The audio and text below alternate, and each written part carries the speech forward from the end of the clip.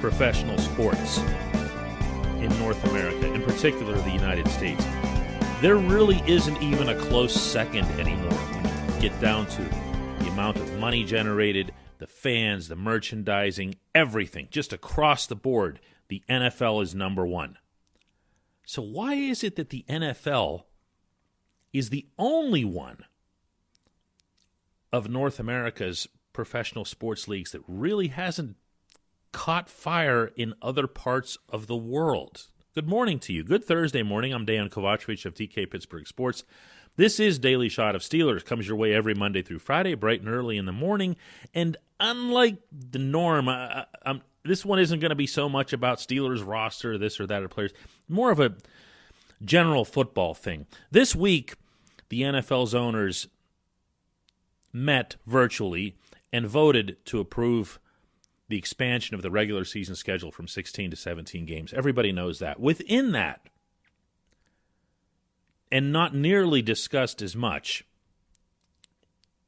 are stipulations for how often and how greatly the league will continue to place games in other major cities in major countries around the globe. They didn't get into any kind of specifics, but the implication there is that it's not just going to be the Jaguars playing in London a handful of times a year. And it's not going to be just about London or just about Mexico. Also mentioned were Germany and South America. But again, without any specifics. This is great. I am 100% in favor of the NFL playing games and continuing to build its brand abroad. You do hear from people who say, "No, don't do that. They have soccer. They have whatever. We don't want to lose a home game. We don't want to do this, do that." Never mind that, again, the Jaguars were basically using London as a de facto second home. It's so important for the future of this league to continue growing. And I know that sounds silly to suggest that anything is important to an entity that's already number one, not with a bullet, but with a rocket.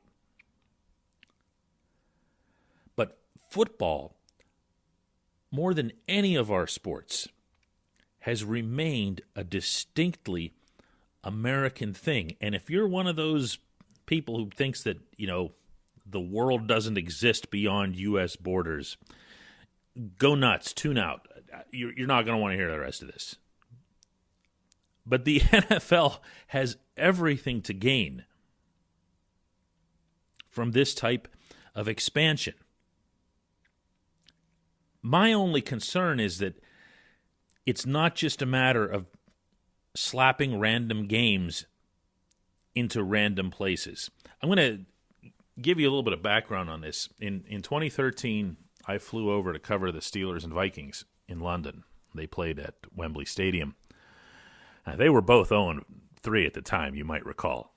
So it wasn't exactly the world's greatest matchup, but there were some big names, and really, it didn't matter that much. The people who came, and Wembley Stadium was completely sold out. And the street affair that was had in London was massive, just this enormous swath of humanity the day before the game. It was incredible to see. I can't begin to tell you what it was like to be on the other side of the globe in one of the world's biggest and greatest cities and seeing people just walking around wearing Steelers stuff, or actually Viking stuff too. It was almost 50-50. Minnesota Vikings are actually way more popular than I think maybe a lot of people realize. Great fan base they have. And when I went around and talked to some of these people, the Steelers fans who were there, I found out almost without exception that these were either people who were already Americans or Pittsburgh fans who just happened to be working in London or elsewhere in England, or they were military that was based on mainland Europe, a lot of them from Germany, a lot of them who made the trip over to see their team. And it wasn't a whole lot of, just random British people who wanted to see a football game. It just wasn't like, hey, let's go check this thing out. I'm sure in a packed, gigantic soccer stadium that those people were there too. But it's not like that's what it was. It wasn't some giant petri dish of, let's see what the Europeans think of our game. That just isn't the case. And I can't speak to what the other endeavors have been like. I've heard people in Jacksonville say that when they went over, it was the Jaguars never really got adopted or anything. There was never any sentiment toward that's our team because they come over. It was just a constant, here go the same people, the same Americans going to see the game. Is just a lot closer to them because that's where they happen to be living or working now. I don't know that it's enough. I don't know that this is going to get anywhere. I don't know that the NFL has the right approach by just putting games somewhere. There needs to be a massive outreach in terms of promotional dollars, promoting their stars even more than the game. If you think about the impact that North American athletes have overseas, and you think about who it is that has them, you almost reflexively go to LeBron James in the NBA. LeBron isn't as big globally as we think he is here, meaning globally. When you talk about the biggest international superstars, you're still talking about Messi and Ronaldo. Probably the top 10 would be taken up by soccer spots, and then Usain Bolt, and then a lot of tennis players, because that's what gets shown on television in these countries. I've spent a significant amount of time abroad, and you don't turn on the TV and see American football. You just don't. There's almost no education effort being made as to how the game is played. When I've put American football on overseas and show it to someone, they have two reactions to it. One, it's rugby. Me, no, it's actually not. Two, why are they just standing around? That comes up all the time. Why is there so little action?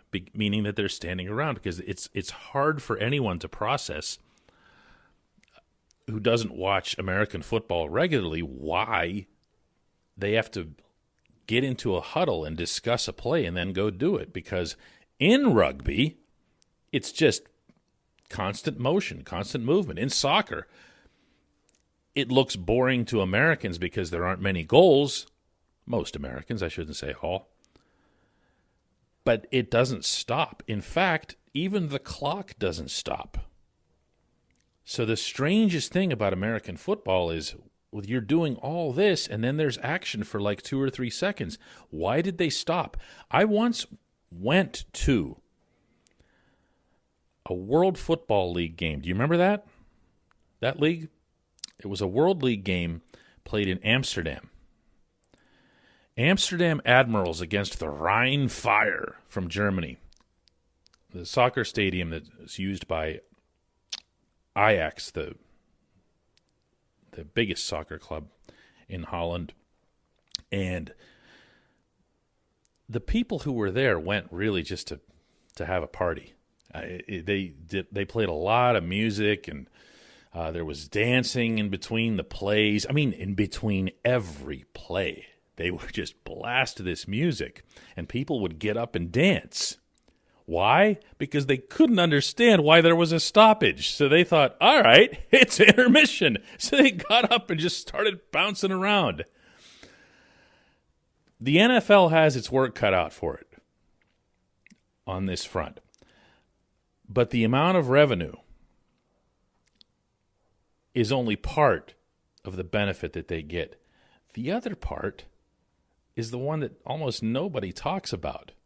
And that is that you could actually have players, international players, come and contribute. Become great players. The bigger you make that pool of talent with any sport, in any situation, the greater your possibilities are for finding, Troy Polamalu.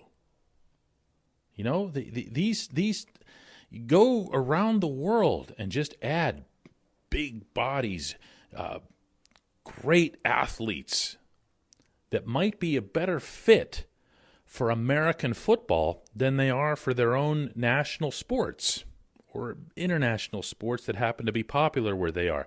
This is a broad subject, obviously, but that's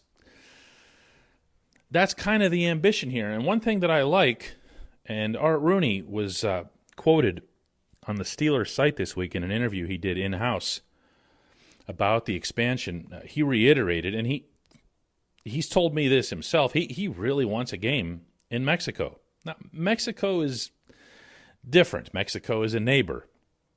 The Steelers specifically have a huge following in Mexico. I've seen this with my own eyes because I've done games in Dallas and in Houston, and it's amazing the percentage of the total attendance, not the percentage of Steelers fans, but the percentage of the total attendance that is made up of Steelers fans who originate from Mexico. They don't come over for the game, but they're living in the Texas area. It's incredible. Art Rooney said he actually said, we feel like, we owe it to all of our fans in Mexico. We'd love to be down there for a game. That's a big thing for him. And that's pretty neat. That's a nice way to think about it. They have a brand, the Steelers do, down there. And that's what the NFL needs more of. They need to, the same way people here gravitate now more and more to, let's say, English Premier League soccer, where they latch on to Manchester United is my team, Liverpool is my team, whatever. The NFL can create the same dynamic over these brands that they have here, whether it's the individual, whether it's, Patrick Mahomes becoming a global superstar, whether it's the Steelers and the Cowboys, the Patriots, the biggest names as teams in football. There's nothing but win, win, win, win, win in this. And if that means losing a home game, I believe the guidelines are now that you could lose one game every 8 years, meaning from your home schedule. Deal with it. It's okay. There's an extra game anyway now on the schedule. When we come back, just one question.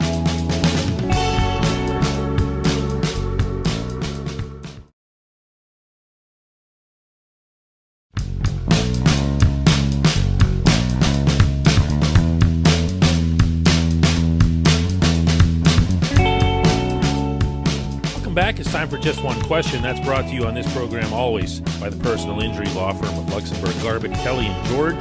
They represent people who are hurt in car accidents, who need help with workers' comp, who filed medical malpractice claims. The attorneys at LGKG pride themselves in doing what they say they're going to do. It's important to them that when they make you a promise, they keep that promise. They've been keeping promises in our region for over 80 years. LGKG has offices in Cranberry, Newcastle, Beaver Falls, Butler, Elwood City. You can learn more about them online at lgkg.com or by calling 888-842-5454.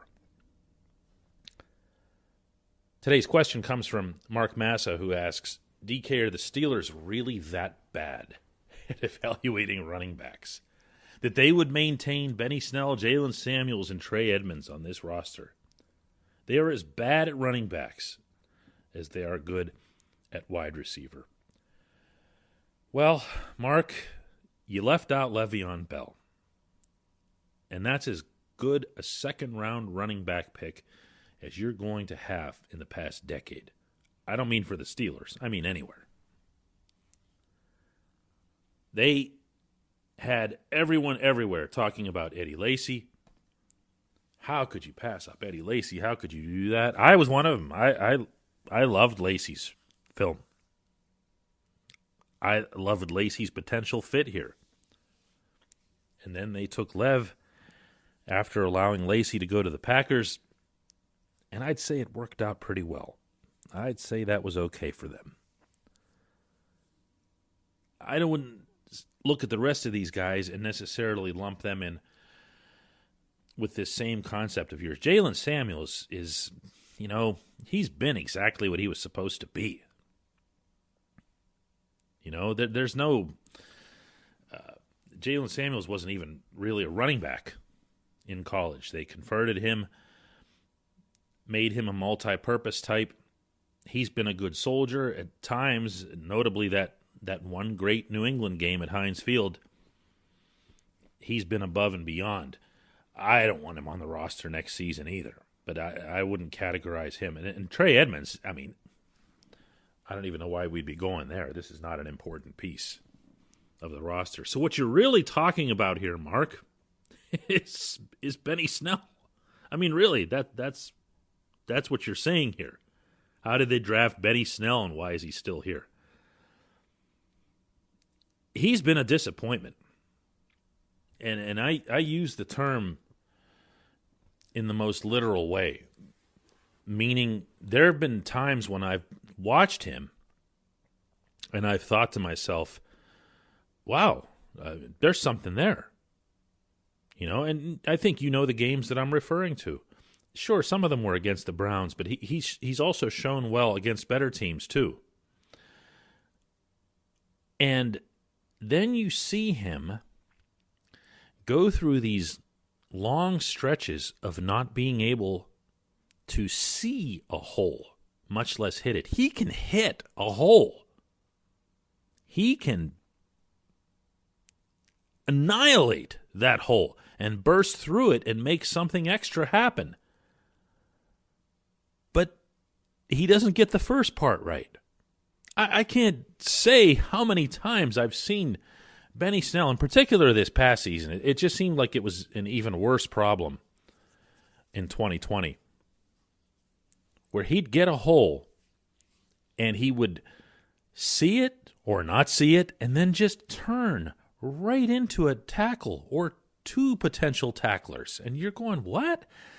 One of the funny things about the way the media was handled in the NFL this season is we had to move around to different areas of stadiums than what we were used to for safety purposes.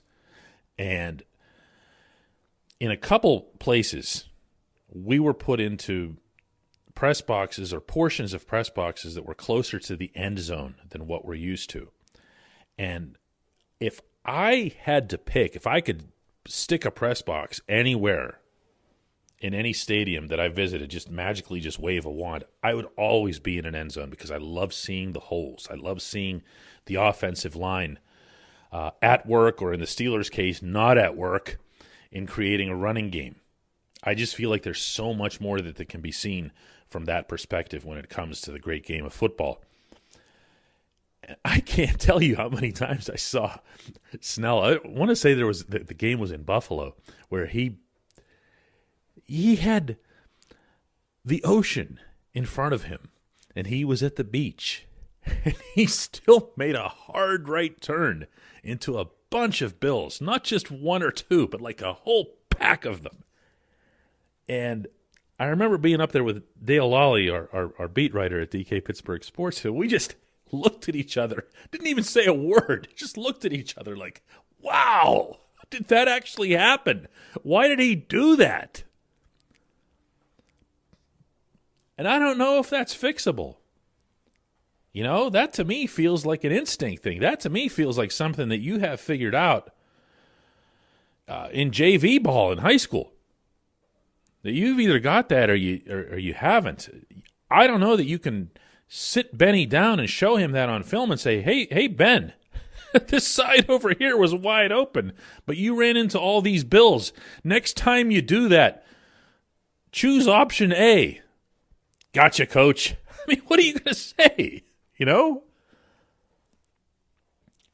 He's been a good runner, and he'll break tackles, and he's tough, and he'll try to get that yardage, whether it's at the goal line or 3rd and 1, 4th and 1. He's got some moxie in that regard. He's competitive, and he's got some athleticism. I don't know that he's going to ever be a breakaway type. That's kind of what the Steelers are hoping that Anthony McFarland can mature into. You didn't even mention Anthony McFarland, by the way. And I'm not ready to write him off. I mean, I'm not saying I want him to be the starter in 2021 either, but I'm not ready to just say, hey, he doesn't exist. But, man, upgrades are needed. 32 means 32, That's how many teams there are in the league, and that's where the Steelers finished in rushing. Thanks for the question. Thanks to everybody for listening. We'll do another one of these daily shots of Steelers tomorrow.